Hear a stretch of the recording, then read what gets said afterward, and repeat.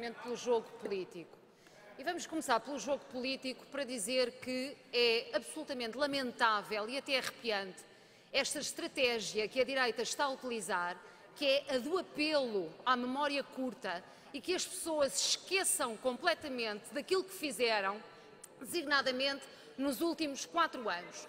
E ouvir aqui a senhora deputada Assunção Cristas a falar como se descobrisse a pólvora de repente da coesão territorial e da necessidade de coesão territorial, quando o governo de que a senhora deputada fez parte, PSD-CDS, encerrou uma multiplicidade de serviços públicos no interior do país. Não me diga que não se recorda, senhora deputada.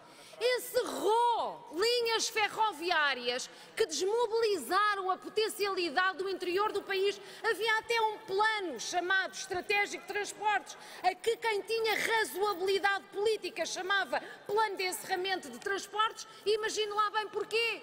E como o Sr. Primeiro-Ministro, de resto, aqui também já relembrou, revogou os benefícios às empresas que se instalassem no interior do país, e a senhora deputada acha que tem alguma legitimidade para vir falar de coesão territorial. É que é mesmo, senhora deputada, não se pode passar uma esponja sobre o passado, mas eu reitero aquela ideia de que os senhores ficam mesmo bem, é de facto na oposição, que parece que para aí, quando estão aí de facto, parece que acordam para os problemas. O PSD diz que este orçamento de Estado, que faz, de facto, não há dúvida, mais uma evolução na reposição de rendimentos, o PSD diz não traz nada. Porque para o PSD trazer alguma coisa não é trazer para as pessoas, para a melhoria da qualidade de vida das pessoas. Trazer para o PSD é fazer aquilo que o PSD fez quando estava no governo, que é quando encontrou alguma folga, aquilo que fez de imediato foi eliminar a contribuição extraordinária para o setor bancário, ditar um fim quase imediato à contribuição extraordinária para o setor energético, baixar o IRC para as grandes empresas, mas manter o brutal aumento de impostos para a generalidade dos portugueses, continuar o congelamento da progressão nas carreiras, continuar o corte dos salários, continuar o corte das pensões. É evidente que, nesta perspectiva, este Orçamento de Estado não traz nada daquilo que o PSD continuaria caso fosse governo. É evidente, e ainda bem que assim é, porque de outra forma não teria, evidentemente, qualquer apoio por parte do Partido Ecologista dos Verdes. Agora, Sr. Primeiro-Ministro, nós estamos a trabalhar de facto para continuar a reposição de rendimentos, a melhoria da qualidade de vida das famílias portuguesas. Mas temos que ter aqui também objetivos estratégicos que, na perspectiva dos Verdes, são importantes. Um deles prende-se com a matéria da mitigação das alterações climáticas, mas também da capacidade de mobilidade dos cidadãos e, por essa via também, da melhoria da qualidade do ar, por exemplo, nos grandes centros urbanos, mas não só.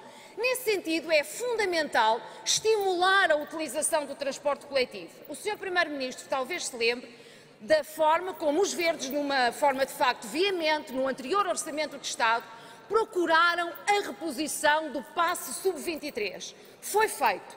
Senhor Primeiro-Ministro, batalhámos também na altura pela reposição do passe 418.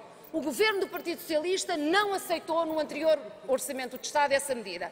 Nós queremos batalhar neste Orçamento de Estado para que essa medida seja concretizada. Não foi num ano, há de ser no outro, porque é fundamental habituar os nossos jovens e promover condições para que os nossos jovens possam utilizar o transporte coletivo. E, de facto, o preço do passe social é um estímulo também, ou pode constituir um estímulo a essa utilização e ao fomento dessa utilização.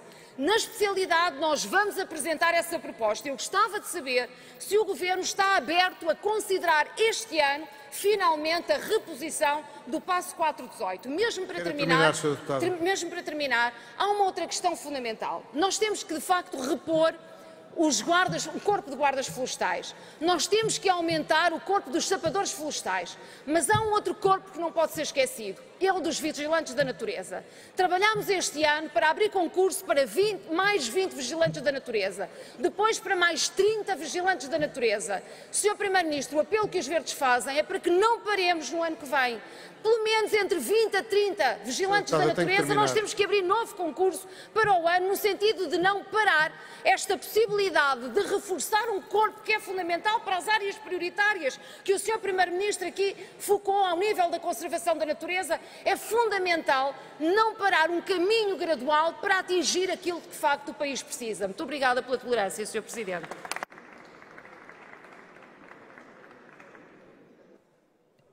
Eu gostava de lhe agradecer.